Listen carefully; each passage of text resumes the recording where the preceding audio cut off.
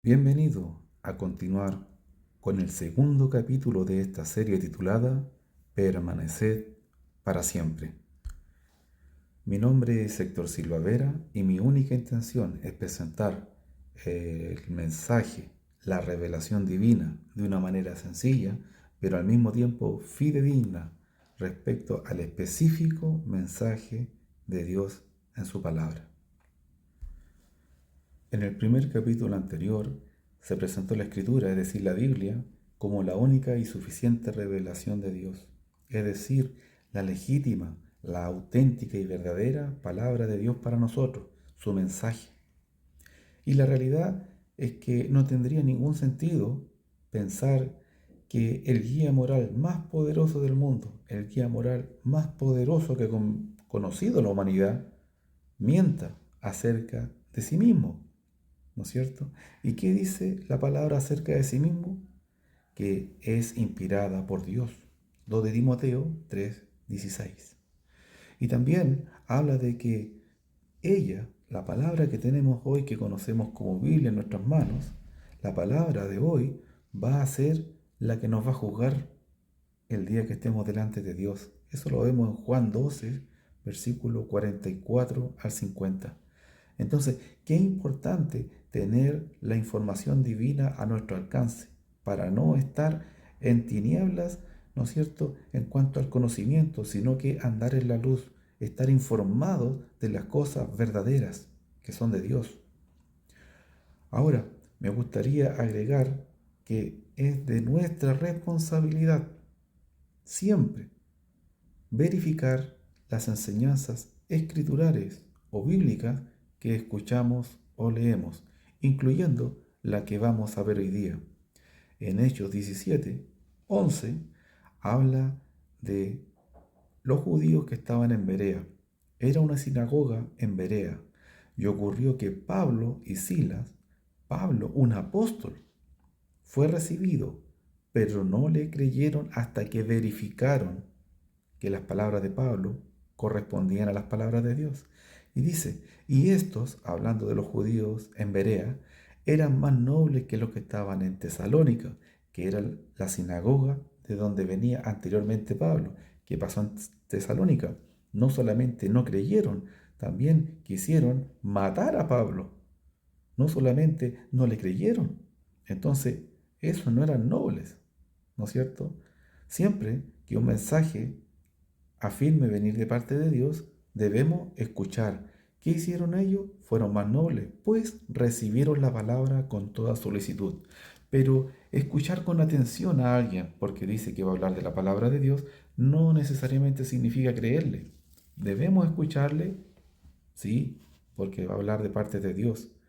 Pero es nuestra responsabilidad, lo que está aquí con letra verde, destacado en verde, es nuestra responsabilidad escudriñar las escrituras para ver si es así.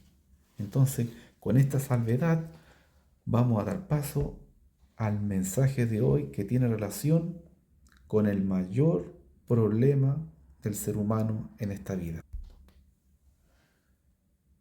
El mayor, pero el más grande problema humano.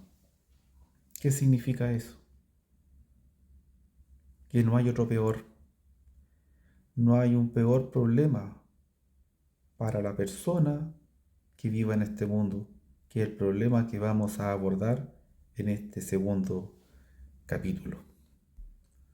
Característica de este gran problema que afecta a la humanidad. Primero, es un problema que no puede resolver por sí mismo.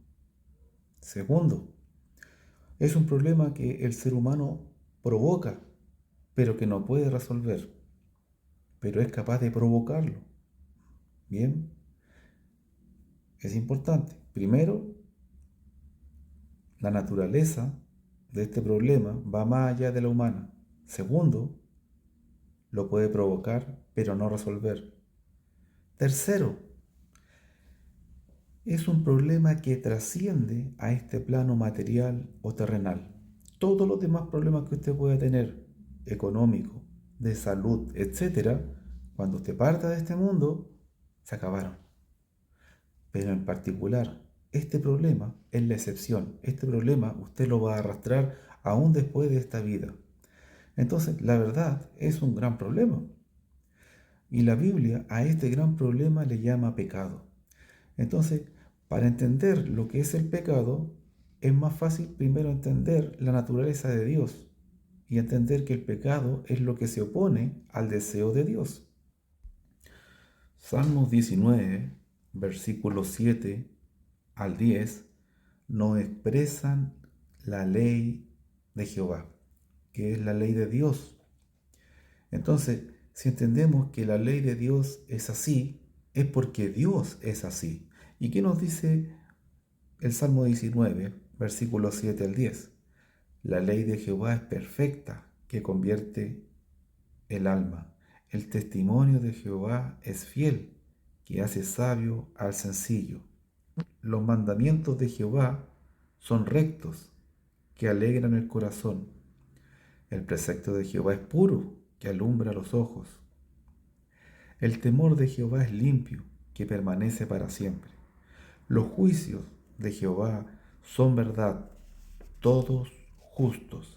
Esa es una descripción de la ley de Jehová. Ahora, el que conoce la ley, el que vive de acuerdo a la ley, el versículo 10 declara que esto es deseable más que el oro y más que mucho oro refinado, y es dulce más que la miel que destila del panal. Es decir, es agradable, bien, es deseable. Así es la ley de Jehová para el que la conoce, para el que la practica y la vive. ¿Por qué?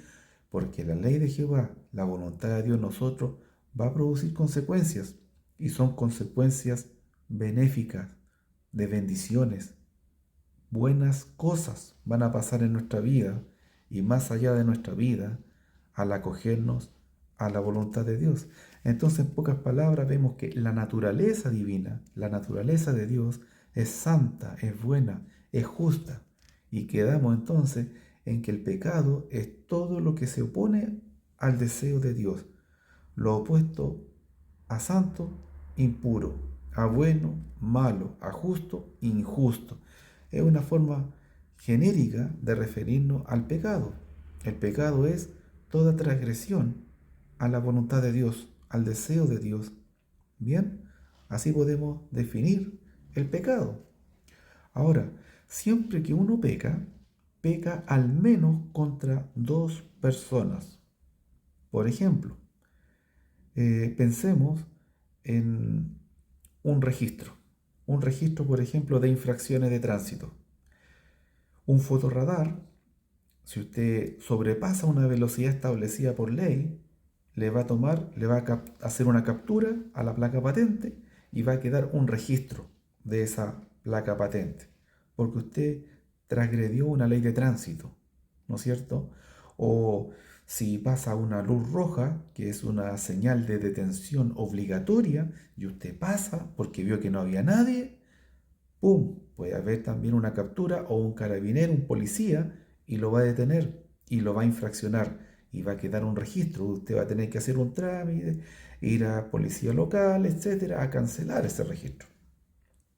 Pueden haber más ejemplos, pero para dar el último, las vías exclusivas, vías que son, por ejemplo, solamente para el transporte público, y hay personas que van muy apuradas, qué sé yo, y se meten, ingresan por esas vías, y ya sea una cámara hace una captura, una fotografía, o un policía lo detiene y también lo multa, ¿ya? Entonces, cuando transgredimos las leyes humanas, queda un registro. Bueno, cuando transgredimos la voluntad de Dios, cuando hacemos algo que está en contra del deseo de Dios, cuando transgredimos lo que es la voluntad de Dios, también queda un registro, pero es espiritual, ¿ya? No queda una foto, no queda una papeleta en donde nos anotan, sino que queda en la mente de Dios. ¿Y por qué yo digo cuando pecamos, cuando hacemos algo indebido a nuestro prójimo, pecamos al menos contra dos personas? Bueno, porque todo pecado es ante Dios. Si cometemos un pecado con respecto a una persona, también lo estamos haciendo con respecto a Dios. Entonces, entendemos que podemos perdonar. Cuando cometemos un pecado, podemos resarcir el error, podemos expresar nuestro sentir y reconciliarnos con esa persona, ¿verdad? Pero lo más importante es que tenemos que también hacerlo con respecto a Dios. ¿Bien? Ahora, siempre en la palabra de Dios hay una esperanza. Siempre que la palabra habla de pecado, Dios nos habla de esperanza. Por ejemplo, vamos a ver un pasaje. Isaías 59, versículos 1 y 2. En el versículo 1, primero que nada, Dios declara su siempre voluntad de ayudarnos a resolver el problema del pecado. Dice el versículo 1, He aquí que no se ha acortado la mano de Jehová para salvar, ni se ha agravado su oído para oír. Siempre Dios puede alcanzarnos con su mano para salvarnos, siempre Dios tiene atento su oído para escucharnos. Pero, dice el versículo 2, pero, ¿cuál es el problema? El problema no es que Dios no nos pueda salvar o no nos quiera oír. El pero es que nuestras iniquidades o maldades o pecados, que es lo mismo, han hecho división entre vosotros y vuestro Dios. Es decir, el pecado nos separa de Dios. Y lo mismo de otra forma, agrega, y vuestros pecados han hecho ocultar de vosotros su rostro para no oír. El pecado tiene la capacidad de crear un muro espiritual que nos separa de Dios. Pero es un muro que construimos nosotros, no un muro que construye Dios. Dios siempre está dispuesto a ayudarnos, a oírnos, a responder. Pero somos nosotros los que nos alejamos de Él, los que hacemos división, ¿no es cierto? Esta misma idea la podemos encontrar en un versículo del Nuevo Testamento. Efesios 2:12, este versículo de arribita, nos habla de una persona que está en pecado, una persona que está alejada de Dios. Dice, en aquel tiempo estabais sin Cristo, alejados de la ciudadanía de Israel y ajenos a los pactos de la promesa, sin esperanza y sin Dios en el mundo. Habla de una figura, de un contexto de estar apartado, alejado, de haber creado un muro entre nosotros y Dios. ¿Es posible? Sí. ¿Y qué es ese muro? Es un muro espiritual que vamos creando ladrillo a ladrillo con un pecado, otro pecado, otro pecado. Recordemos que el pecado, ¿verdad? No se degrada, no se vence, no desaparece por sí mismo. Es un registro. Va quedando ese registro. Y ladrillo a ladrillo vamos construyendo un muro cada vez más alto, cada vez más ancho, que nos separa de Dios. Romanos 6:23 es un versículo muy breve y también nos va a indicar aquí la naturaleza del pecado. Dice, por cuanto todos pecaron y están destituidos de la gloria de Dios. El pecado nos destituye de la presencia gloriosa de Dios. Tiene esa cualidad. Lo mismo anterior, en otras palabras, nos separa, nos aparta de nuestro Creador, de ese Dios que nos hizo a su imagen y semejanza para poder interactuar con Él. El pecado hace todo lo contrario a ese propósito, nos destituye. Romanos 6:23 nos va a decir algo muy parecido. Aquí abajito dice, la paga del pecado es muerte. La primera parte del versículo, porque la paga del pecado es muerte. El resultado de pecar es morir espiritualmente. Entonces, las consecuencias del pecado es tóxico, es destructivo. Por eso Dios nos quiere librar de esta condición.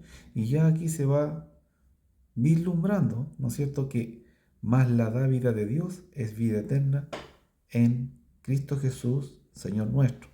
Hay una esperanza. Dios siempre da una palabra de esperanza. Ahora es importante, estamos entendiendo lo que es la naturaleza del pecado. El pecado es de naturaleza espiritual, ¿Qué nos dice aquí Ezequiel 18:20? El alma que pecare, esa morirá. Está hablando de la muerte espiritual, la separación, ser destituidos, ser apartados de Dios eternamente. El alma que pecare, esa morirá. El Hijo no llevará el pecado del Padre, ni el Padre llevará el pecado del Hijo. La justicia del justo será sobre él, y la impiedad del impío será sobre él. Este es un versículo, como muchos otros que refuerzan esta misma idea, que nos indica acerca de que el pecado no se hereda, no se traspasa. Hay una idea del pecado original que fue traspasado, no. El pecado de Adán fue de Adán y de nadie más. Eva también pecó. El pecado de Eva fue de Eva y de nadie más. El pecado suyo es de usted, no le pertenece a nadie más. El pecado mío me pertenece a mí, es mi pecado y a nadie más. Entonces el pecado es personal. No cargamos con el pecado de otros, nadie carga con el pecado de otro, pero sí es verdad que podemos sufrir las consecuencias de un pecado. Sin haber pecado, podemos sufrir las consecuencias. Veamos 2 o 3 ejemplos. Una persona, por ir en estado de ebriedad, atropella a otra persona. ¿Qué ocurre ahí? La persona que está esperando cruzar en el lugar correcto, de acuerdo a las normas establecidas, es arrollada. Y esa persona puede quedar gravemente herida, incluso morir. ¿Quién pecó? ¿Quién cometió la infracción? El que estaba conduciendo en estado de ebriedad. ¿Va a tener consecuencias él? Sí, va a tener consecuencias. Pero pecó la persona que estaba esperando cruzar en un lugar indicado, de acuerdo a las normas establecidas. No, no cometió ninguna infracción, pero fue atropellada. Lo mismo podemos pensar cuando una persona, ¿no es cierto?, un delincuente lo asalta, le roba. ¿Qué ocurre? La persona que roba está transgrediendo una norma, está infringiendo la ley. No solamente la humana, también la divina, lo que conversaba adelante. Siempre que pecamos, lo hacemos también delante de Dios, no solamente frente al prójimo. El prójimo nos puede perdonar, pero también necesitamos el perdón de Dios. Entonces, la persona que roba no se roba él mismo, le roba a un tercero. El tercero es la víctima. Esa persona que pueda estar esperando, ¿no es cierto?, a que le abran la puerta para entrar a su casa, o puede estar esperando locomoción, es asaltada, es abordada por un delincuente y le roban. Esa persona que es robada, que le roban, ¿cometió alguna infracción? Ninguna. La infracción la está cometiendo, ¿no es cierto?, el victimario, el que está robando. Pero las consecuencias recaen sobre un tercero. Lo mismo podemos decir de la mentira. Yo no me puedo mentir yo mismo, le puedo mentir a un tercero. Entonces yo podría mentir y estoy cometiendo un pecado, estoy transgrediendo, ¿no es cierto?, el deseo de Dios, que es no mentir. Pero hay una consecuencia para otra persona que está cayendo quizá en una estafa, ¿no es cierto? Posiblemente. Entonces, en ese sentido, ¿no es cierto?, las consecuencias del pecado pueden ser traspasadas, pero no el pecado en sí. Si yo llego delante de Dios, no voy a tener que responder por el asalto que sufrí, o por el atropello que sufrí, o por la estafa que, ¿no es cierto?, me hicieron. Tenemos que entender eso claro. Y Ezequiel 18:20 lo deja perfectamente clarificado. Nadie lleva el pecado de otro, ni el Padre lleva el pecado del Hijo, ni el Hijo lleva el pecado del Padre. Cada uno lleva su propio pecado. El pecado es un tema personal que debemos resolver. Ahora, adelantándonos al versículo final de este mismo capítulo, el 32, el deseo de Dios es que resolvamos el problema del pecado. ¿Por qué? Porque el pecado es algo destructivo, dañino, y Dios no quiere que nosotros suframos las consecuencias del pecado. Dice el versículo 32, hablando Dios, no quiero la muerte del que muere. Dice Jehová el Señor, Convertíos, pues, y viviréis. La voluntad de Dios, la buena voluntad de Dios es que vivamos, no que muramos. Espiritualmente, la voluntad buena, voluntad de Dios, es que no estemos alejados de su presencia eternamente, sino que vivamos con Él. Él nos creó para interactuar con Él. Por eso somos y hemos sido creados conforme a la imagen y semejanza de Dios, para poder interactuar con Él. Vamos a ver un último versículo. Lo encontramos aquí en 2 de Pedro 3:9, muy similar a lo que acabamos de ver en el último versículo del capítulo 18 de Ezequiel. Aquí hablando el apóstol Pedro dice: el Señor no retarda su promesa según algunos la tienen por tardanza, sino que es paciente para con nosotros, no queriendo que ninguno perezca, sino que todos procedan al arrepentimiento.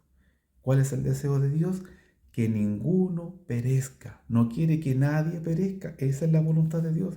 Él no quiere ver a ninguna persona sufrir eternamente excluido de su presencia. Ese es el deseo de Dios. Entonces, Él quiere resolver nuestro problema del pecado. El pecado es un problema destructivo que está fuera del alcance humano poderlo resolver, pero Dios va a intervenir para que ese problema sea resuelto. Ahora, ¿se dio cuenta cómo empieza el versículo? El Señor no retarda su promesa, que algunos dicen: uy, tanto tiempo y el Señor no ha regresado. El Señor no retarda su promesa. Algunos la tienen por tardanza, pero la verdad es que Dios es paciente para con nosotros. Hay personas que si Dios llegara hoy día a juzgar el mundo, no se salvarían, pero sí si viene en un tiempo más. Va a llegar el día en que no importa cuánto tiempo más pase, ya nadie se va a arrepentir. ¿Qué día es ese? No lo sabemos, solamente Dios. ¿Qué día partimos de este mundo? No lo sabemos, solamente Dios también. Entonces es un tema para preocuparnos, para esforzarnos en entenderlo y en resolverlo con la ayuda de Dios. Pregunta reflexiva: ¿cuánta paciencia ha tenido Dios con usted? ¿Cuánta paciencia ha tenido Dios, ¿no es cierto?, con cada persona de este mundo, incluido yo? Yo tengo poquito más de 40 años. ¿Cuánto tiene usted? ¿20, 25, 30 o más de 40, 50? Da lo mismo. Todo el tiempo que Dios nos ha dado es porque no quiere que perezcamos, sino que procedamos al arrepentimiento. Dios está pronto para perdonarnos, para mostrarnos misericordia. Pero es necesario echar abajo ese muro espiritual que se llama pecado. Ese muro que hemos construido transgresión a transgresión delante de Dios. Dios tiene toda la eternidad, Dios tiene todo el tiempo para esperarnos a que nos arrepintamos. Pero nosotros no tenemos toda la eternidad, no tenemos todo el tiempo. Sin duda Dios ha tenido paciencia sobre paciencia para que nos volvamos a Él. Este es un llamado de Dios. ¿Cuánto tiempo ha tenido Dios paciencia con usted? Cada uno tenemos conciencia del tiempo que Dios ha tenido paciencia con nosotros. Recordemos la palabra de Dios en 1 de Juan 2:17. El mundo va a pasar, todos sus deseos van a pasar, pero solamente el que haga la voluntad de Dios va a permanecer para siempre. No olvides nunca esta frase: Dios quiere resolver tu mayor problema. Tu más grande problema, Dios lo quiere resolver. Ese problema se llama pecado y no está al alcance de ningún humano poderlo resolver por sí mismo. Por eso Dios va a entrar en acción, ya entró en acción, ya está en acción para poder resolver este terrible y destructivo problema que nos puede separar eternamente de Dios. No solamente nos separa en este mundo, sino toda la eternidad nos puede separar.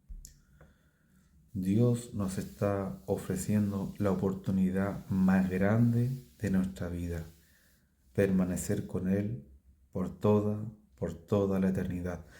No desechemos su llamado, es el llamado de Dios, del Creador, hacia su creación más preciosa, la única creación que fue hecha a su imagen y semejanza. Que Dios le bendiga.